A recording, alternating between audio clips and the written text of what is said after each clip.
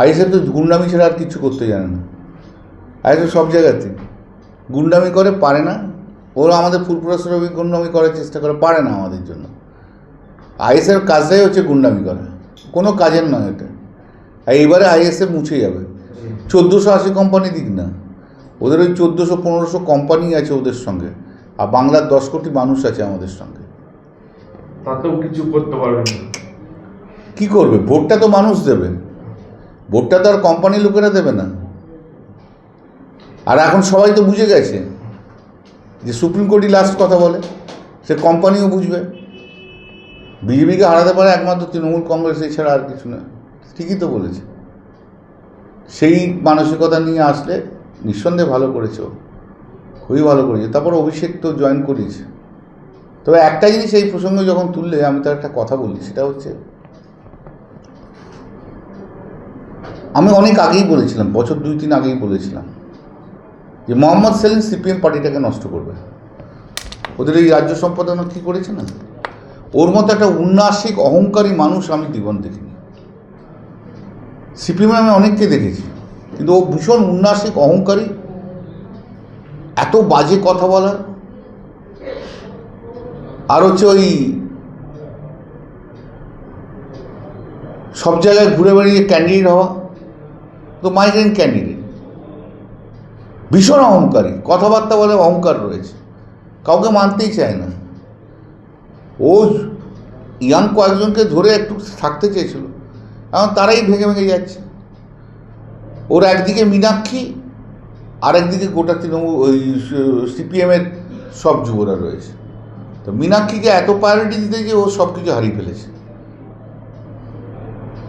প্রতিপুরের কথা সেলিমকে জিজ্ঞাসা করা হলে উনি কলার খোসা দেখাচ্ছেন, তাহলে কি কলার খোসার মধ্যেই ফেলে দেওয়া হবে? সেটা এখন সেলিম কি বুঝবে, সেলিমের ব্যাপার।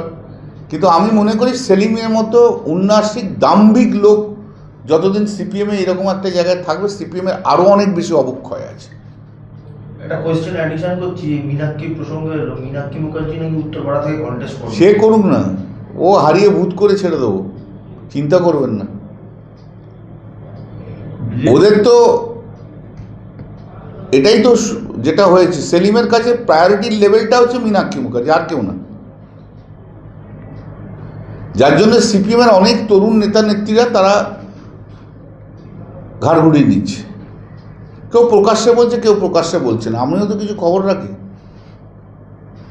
ইয়াং ছেলেমেয়েদেরকে নিয়ে চলতে গেলে সবাইকে নিয়ে চলতে হয়, মানে পার্টিটা করতে গেলে সবাইকে নিয়ে চলতে হয়। কিন্তু তুমি একজনকে প্রায়োরিটি দেবে আর কাউকে দেবে না, সেটা তো হয় না। সেটা তো chief justice, honourable chief justice ঠিক করবে যে কী কমিটি করেছে না করেছে, সেটা তো ওনারা ঠিক করবেন। আলটিমেটলি যেটা মানে নিচের লেভেলে যেটা যারা ডিসাইড করবে, একদম মেন কোশ্চেন, কোর কোশ্চেন যেটা, সেটা যারা ডিসাইড করবে তারা ডিস্ট্রিক্ট জাজ, অ্যাডিশনাল ডিস্ট্রিক্ট জাজের লেভেলে।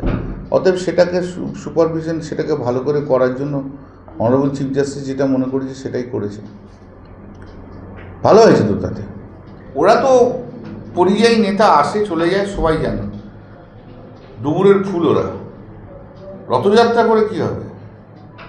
বাঙালির উন্নয়নের জন্য কত টাকা দিয়েছে সেগুলো বলে যাক।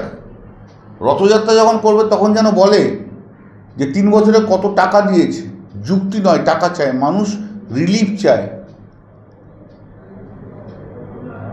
জাহারান হারবে না এবারে, দেখতে থাকো শুধু। যত আসবে তত হারবে, যত আসবে তত হারবে, যত রথের চাকা গড়াবে তত